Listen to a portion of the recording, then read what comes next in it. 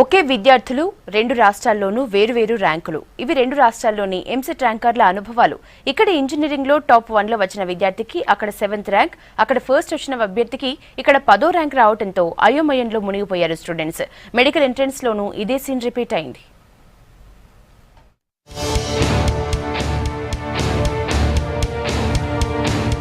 రెండు తెలుగు రాష్ట్రాల ఎంసెట్లో టాప్ ర్యాంకులు తారుమారయ్యాయి. ఇంజనీరింగ్ ఎంట్రన్స్ లో ఏపీలో టాప్ 1 లో నిలిచిన విద్యార్థులు ఇక్కడ టాప్ 10 లో, ఇక్కడ టాప్ 1 లో వచ్చిన అభ్యర్థులు అక్కడ టాప్ 7 లో ర్యాంకులు సాధించారు.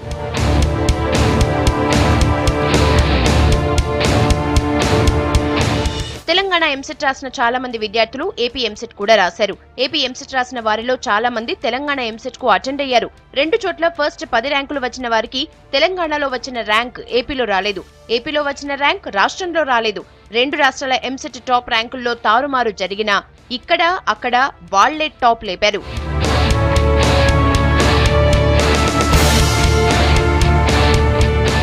తెలంగాణ ఎంసెట్ ఇంజనీరింగ్ లో టాప్ ర్యాంక్ సాధించిన సాయి తేజకు ఏపీ ఎంసెట్ ఇంజనీరింగ్ లో 7వ ర్యాంక్ దక్కింది.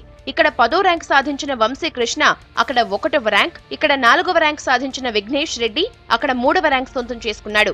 ఇక్కడ వరుసగా 2, 8, 9 ర్యాంకులు సాధించిన వారికి అక్కడ 6, 5, 10వ ర్యాంకులు దక్కాయి.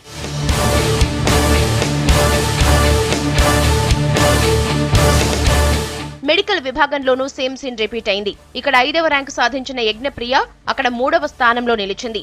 ఇక్కడ మెడికల్ ఎంట్రన్స్ లో 9వ ర్యాంకు సాధించిన శైలజ అక్కడ 7వ ర్యాంకును సాధించి సత్తా చాటింది.